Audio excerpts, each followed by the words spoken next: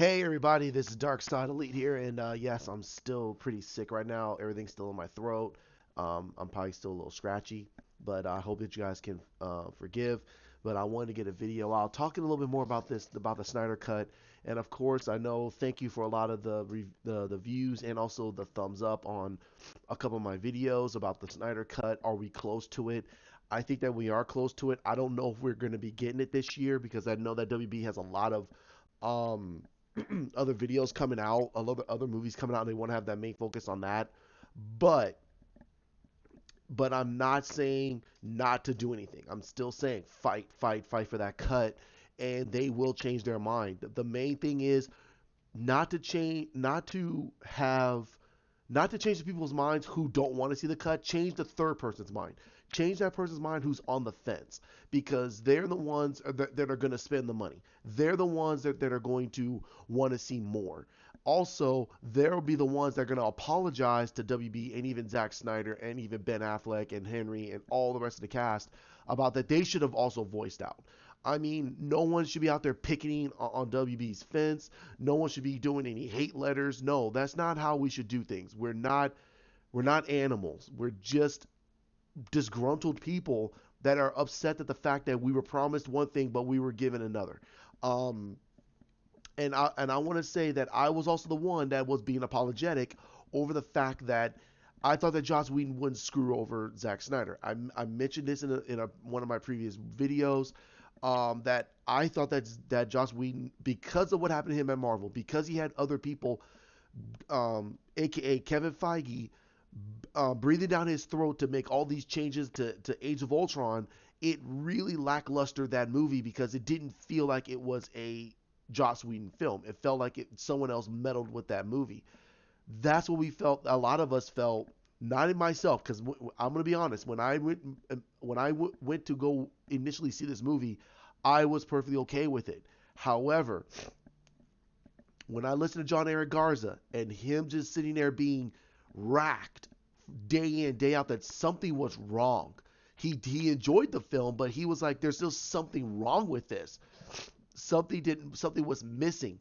And over the course of him talking about it, I started to slowly see the same thing. It didn't feel like Zack Snyder's film. It didn't feel like a Zack Snyder's film. That felt like a committee superhero film. And some people initially saw it. Some people it took a few days, but a lot of us started to come around and say, "Hey, wait a minute, something's wrong. Something was really really wrong." Also, when I started seeing the interviews with with Gal Gadot and Ben Affleck, they didn't look very happy. They did not look very happy, especially when these idiot media was talking about how Zach left the project and this, that. Their whole demeanor changed. It was like they didn't want to talk about it. They were livid. They knew that Joss Whedon came in there and all these other people, Jeff Johns, they all came in there to want to meddle with Zack Snyder's work, and they hid behind the fact that they were trying to do it they're trying to quote unquote save the DCEU and try to save their jobs because if this movie failed or wasn't a critical success, they wouldn't get their bonuses or none of them, would get the stuff that they wanted to get. Now, I'm going to say it again. They should have learned their damn lesson by Batman v Superman. The amount of money they left on the table by not getting Zack Snyder's 3 hour cut was the worst thing they ever did. They should have just said, you know what? Let's just bring out the movie the director wants. They can easily soft boot things. It's not hard. Zack was not building a universe. Zack was just building a saga story talking about the death, the birth, death, and rebirth of Superman. That's it. That's all he wanted to do. It seems like it was hitting people's brains and they didn't understand. Ben Affleck did not sign on to do a universe. Let's be clear about that. Yes, there were talks about him getting a Batman film, but who knows if that film was ever going to get off the ground. I have a feeling that Ben was in talks with it, but he wasn't committed to doing anything, and he lied. He did lie, but he was trying to be the businessman and say, hey, you know what? I am going to do a Batman film and get people hyped, but there was no script. There was nothing going on. There was nothing going on. And if there was a script, Ben wasn't really going to go through with it because he knew that the moment he tried it was a way to appease him if they were going to screw around with Zack's film. That's what it was. And that's what probably pissed him off. It felt like he was the Judas. Think about this. Think about it. If they were going to go forward with Ben Affleck's script and go forward with his movie, do you think that they would have messed with Zack Snyder's film? No, they wouldn't have. Because that would have been a caveat that would have broke Ben Affleck's back to say, no, I'm not doing anything. And that's probably the reason why he walked away. He said he's not going to do it anymore. He did not want to be part of the petty politics going on in WB at the time. And it really pisses me off. Now we don't know how because again, Jay Oliva mentioned that Ben Affleck and Jeff Johns were perfectly okay. And that's from his point of view. He wasn't behind closed doors with those two all the time. Those two are probably not having a good set of conversations. Because I guarantee you, Ben, as a filmmaker, was always asking these guys, why are you doing all this stuff? This makes no absolute sense. He probably mentioned it a couple of times and realized that they're going to overrule him. And that's stupid. He's Batman. He is the pivotal character of your whole freaking movie. And you're going to piss him off. Henry Cavill is still getting his feet wet with a lot of these with this role. You have Jason Momoa, you have Gal Gadot, you have Ezra Miller. Out of these cast members, two of them are high-paid actors. They're widely known. Ben Affleck and Ezra Miller. Henry Cavill is starting to get his face out there. Not many people know Henry Cavill, and I'm not saying that he's a B-listed actor. No, he's a really good B-listed actor, but he's not a $20 million actor right now. Gal Gadot is starting to get her feet wet. She's not going to rock any boats. And Jason Momoa is Jason Momoa. He doesn't care. He doesn't care worth a lick.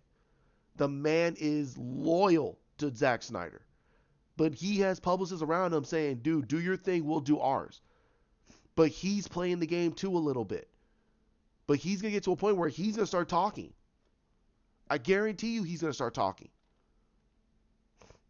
The one thing we're not hearing from is Joss Whedon. I guarantee you he got ran out of there. He got ran out of freaking WB. No one has heard from this dude. This dude seems like he freaking fell out. He fell off the face of the earth. And the last time we heard is that he went to the opening of Endgame. Good for him. That's fine. I'm not going to take away his successes or his failures. No, I'm not going to take away his successes, but I will make a point. His failures. He failed the WB. He failed WB. He failed us as comic book fans. This dude is not a comic book person. Joss Whedon is a yes man. He wanted to come in and try to be the savior of DC and didn't realize, holy crap, what the heck am I doing? No, he didn't care. He didn't care.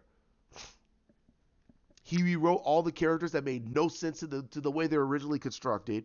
He made the plot make no sense whatsoever. He made certain things that people are now talking about that actually now starts to make no sense why they would do that. They're asking Zack a whole bunch of questions. He's saying, what the heck? No, that's stupid. And if Zack is saying that's stupid and he's a director, that means that the writing and the direction was stupid. For his movie, what he was trying to build. That makes absolutely no sense. I applaud Chris Wong. I applaud the comic movie marks. They're not talking about it very much. They're talking about certain other things, and that's good. I applaud a lot of people for at least being dignitary about it and being very, very diplomatic. While individuals like myself, guys know Hawk, we just talk however we want. We try to keep it, family friendly. But this is stupid. It's really, really dumb. And we got robbed.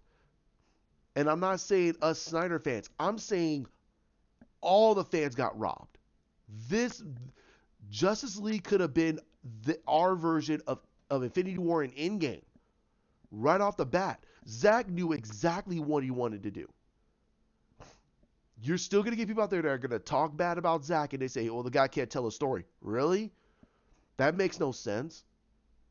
He obviously could tell a story. He obviously could. No, you're just mad because you wanted to see Justice League Unlimited on screen and you did, and you're too cowardly to say it. You're trying not to hurt other people's feelings. How about you man up, grow up, and say what you want? Me, I want Zack's story. I'm not saying negative anything about somebody superimposing Bruce Timm and Paul Dini's universe onto live action. That'd be great. Take some risks. Take some risks. And it's terrible. Now, there's one story right now that's popping around that's saying that James Gunn was approached to do a Superman story. But he said, no, I'm not going to do Superman. I'm going to do Suicide Squad. You know what? I applaud him for that. No, he is not the right director for it. He's not. I have a huge suspicion that he will say Superman doesn't fit his narrative. He cannot tell a good Superman story. It will probably be in the same vein as a Richard Donner story. He could say, no, I love Superman. Like me, I do. Listen, I have a huge amount of respect for Superman. But if I was ever a director and a writer, my story would be dark for Superman. No one will like it. I guarantee you. My Man is still too. What I told you guys, it's down on the listing. Go listen to it. It's a pretty dark story, but it fits in the vein of what Superman would do in those type of situations. Not Superman in the comic books. Superman from Henry Cavill's perspective and from Zack's perspective, and how to grow him from the ground floor again. My main question to everybody that keeps saying, I don't like that version of Superman. I like Christopher Reeve. Why can't they do it that way? Okay, so what would you do as a Superman story? What would you do? I don't know. Why don't you just get Lex? Why don't you have him fight like, I don't know, Metallo or Brainiac? Okay, so basically you want to have a movie where Superman is just fighting the enemies all the time. How about a secondary story where it's Clark Kent? Or how is the world reacting to the fact that another alien invasion and Superman has to go deal with it? How's the military handling this? It's too big. They have no grasp of the grandeur world. They just want to center on Superman. And that's the problem. That's what Zack did. He centered on everybody. He made the world big. How did the people in Smallville deal with Superman, with Clark? How did Metropolis deal with Superman? Sorry about that. How does Jonathan and Martha deal with Clark as a little boy? A child that's able to bitch press freaking tractors over his head. How are they reacting to that? They'll be scared. They'll be a little nervous. Because if this kid starts to act out and says, no, I don't want to do it, what are they going to do to stop him? It shows how great of parents they were that boy, that Clark Kent, that little Kal-El, did not turn into an evil person. But no one is thinking about that. Those are the little small things that shows to you that Zack was thinking of the smaller things that became bigger. But you got fans out there that says, oh, I love Superman. Okay, how would you build a Superman story? And I'm saying before, My Man of Steel 2 is not perfect. There's small things you can put in there. And that's what does a writing team and a really great director. So yeah, Zack can't tell a story. He's not telling a story that you want. Don't get angry at Zack. Get angry at yourself. Just move on. You got people right now who are loving freaking Rise of Skywalker. It's crap. It's better than The Last Jedi, I can tell you that, but it's still crap. It's a terrible story. And now they're screaming out for bring out the JJ cut. No. You guys wanted this. You guys supported JJ, you supported Disney to say build this Star Wars universe. You went to go see you saw Last Jedi, and everybody loved it. Said it's the best movie, and it subverted our expectations. No, it didn't subvert. It subverted the expectations that you're telling the right story. A continuation to the saga. All Zack was doing was building a story, building Superman from the ground floor, and building the Justice League from the ground floor. An older Batman instead of a younger Batman, which I think is a much better idea. An Aquaman that's more of a loner. A Wonder Woman that wants to hide in the shadows. A Flash that's way more into himself than anything else. And Cyborg, who basically wants to not to see the side of himself that makes him the best.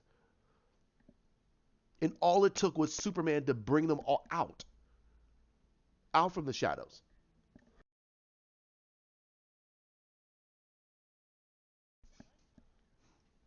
So I don't think anybody understood what Zack was doing. I don't think anybody, I don't think a lot of people didn't know. And it took a special few, and still I don't know what Zack was really trying to build, and I'm very happy with that. That keeps the mystique of what of the ideas that he had in his head. And we were robbed. We were completely robbed of it all because of nitwit people listening to critics who didn't get their fair cut. All these critics who said, "Oh, it was a terrible movie," this and that. Yeah, it was a terrible movie, but they were not fair to Batman v Superman. They were not fair to Man of Steel. They were never fair to his stuff. Hollywood has a huge bias against Zack Snyder because Zack does not play the games that a lot of these directors do. James Cameron can do whatever movie he wants, despite what anybody feels like it. They can say whatever they want. I know there's a couple of guys down below who say that James Cameron sucks. Okay, that's fine. He can suck all you want, but the man has still made some of the greatest movies of a generation, and he can do whatever movie he wants. So can Steven Spielberg. In some occasions, so could George Lucas. So can Martin Scorsese. So can Francis Ford Coppola. And even Quentin Tarantino. These guys can make whatever movie they want because they have the clout.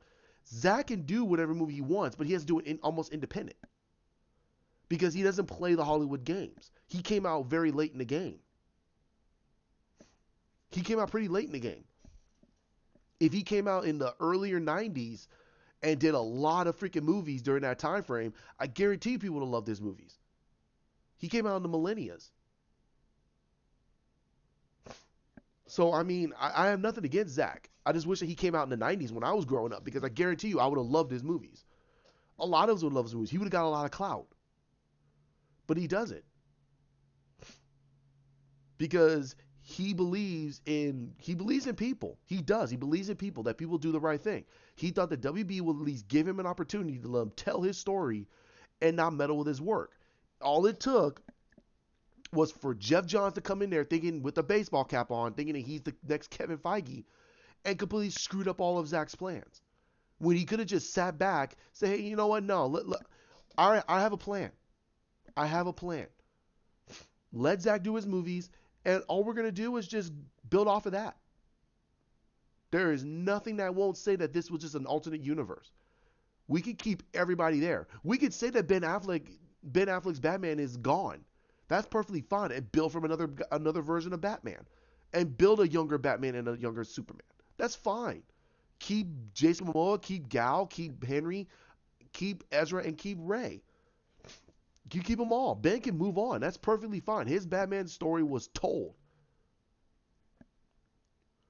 but they didn't do it because they were so rushing to get their end of year bonuses, and that's shameful. That's greedy.